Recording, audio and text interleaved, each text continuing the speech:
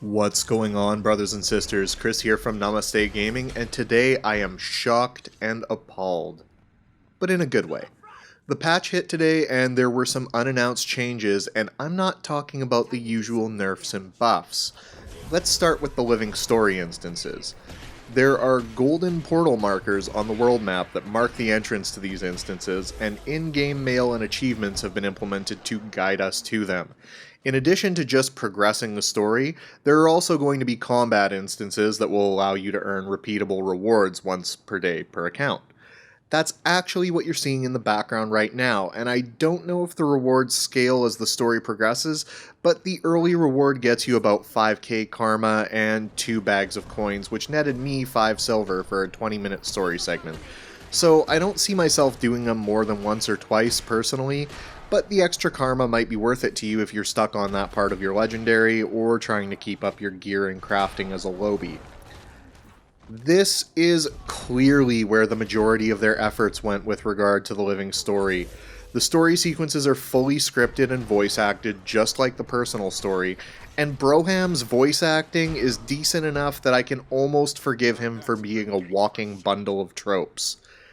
I haven't progressed far enough to meet Rox yet, but coming from someone who isn't a huge fan of the post-Lion's Arch personal story, these sequences are written well enough and have hinted at enough awesomeness that I fully intend to play all the way through them. Major props to ArenaNet for delivering a meaty chunk of story content. I'm really looking forward to seeing how all of this progresses. As for World v World changes, sure, we could sit here and talk about the ranks they added, or the abilities, but you know what's even better? World v World just became a new source in the game for armor skins. The World v World armor vendor now offers exotics with different stat types. Invaders, Knights, Carrion, Clerics, Berserkers, and Rabid to be exact, and Invaders is just basically soldiers. And a full set will run you 5 gold, 44 silver, and a whopping 950 badges of honor. It's still probably better to gear up outside of World v World unless of course you leveled through World v World and have badges to spare. The skins, however, are all reasonably priced, between 5 and 60 badges depending on rarity, and with the usual nonsensical distinction of making chest pieces and legs cost more than everything else, even though these are skins only and add 0 stats to the mix, but what are you gonna do? Even 60 badges is still a good deal, especially when you consider that according to an interview they did before the patch dropped, they plan on implementing dungeon armor skins and other PvE skins, so I'm going to be banking some of my badges once I get my Gift of Battle in hopes of being able to pick up something awesome down the road. Let me know if you guys are going to be doing any World v World and what you plan on spending your badges on in the comments. Aside from that, pretty much everything is as expected, but there are 2 things that I just want to kind of throw out as public service announcements. First off, the event chests will only be netting you 1 rare per account per day, so the old let's do Shatterer 3 times with 3 different characters for fat loot strategy is effectively dead in the water.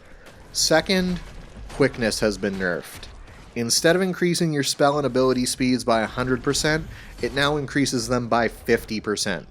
It's still an unstrippable 50% DPS increase, which means it's still absolutely worth having access to if you can, but it's no longer an absolute must-have.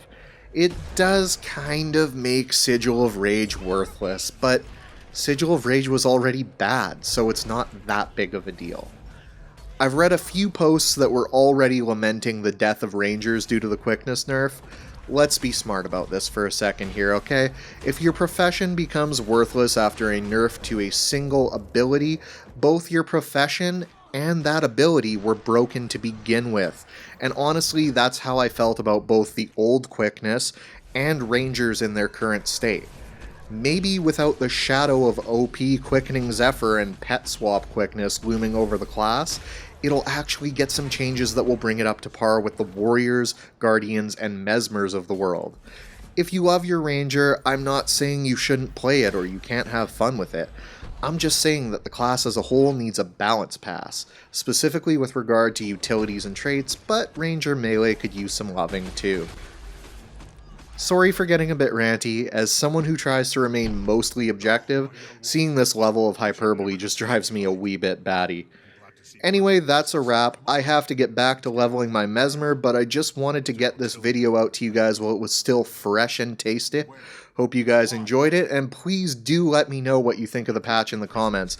If I've missed anything, drop some knowledge on me.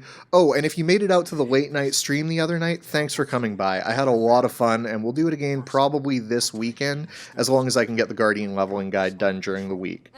Hit me up with a like if you enjoyed this, sub if you're new. I'm out like a thief in the night. Love y'all, and of course, stay black.